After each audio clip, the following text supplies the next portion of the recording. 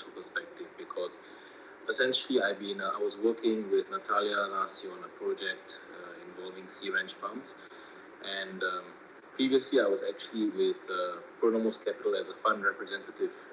If anyone is familiar with Pronomos Capital, that's Patrick Friedman's investment company. They invest into charter cities.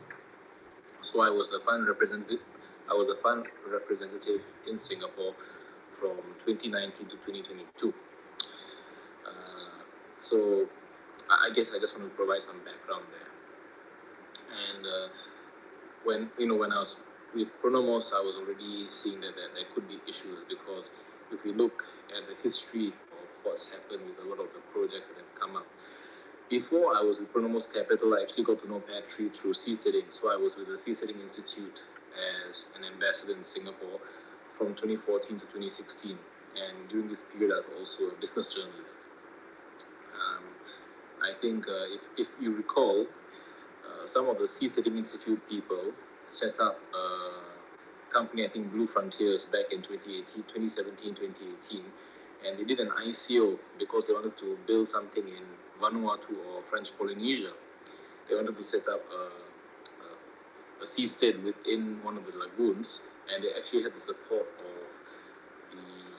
of a local politician. So they raised the funds, and what happened is that project fell through because the politician lost his election, and then they had to return all the funds back to the investors. In 2019, there was another fun incident not really fun. In 2019, off Phuket, one of the seasteading crowd, one of the guys at Ocean Builders, Chet Elwatowski, went and set up, he decided to launch a seastead and declare that it was sovereign territory within the exclusive economic zone of Thailand. So if you look at in the Asia Pacific, if you look at Asian history, there are only two countries that have never been colonized by a European country, and that is Nepal and Thailand. Nepal, because the guys are very hardcore, tough, vicious fighters, to the point that the British decided to just hire them as mercenaries.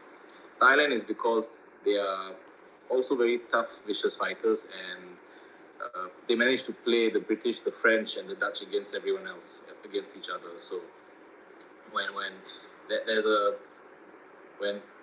there's a certain because it's in a post-colonial period, when someone of European origin comes up and declares that a piece of your land is their land, countries tend to react badly, outside of Europe. So I think though if your country has been colonized, I think people in Eastern Europe will get it, because you have the Russians, and they're not a very fun bunch to be colonized by. So I'm just putting some background there, so I don't want to get into the history of the politics of it. But then we've gotten to Prospera, and I've had private conversations with various people about what's happening with Prospera on Roatan Island, because that tends to be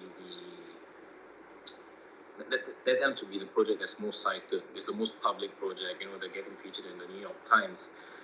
So with all of these issues happening, I was just thinking, what is a better way to do it? Because all of these projects come with political risk. If you introduce political risk, it's very hard to build and make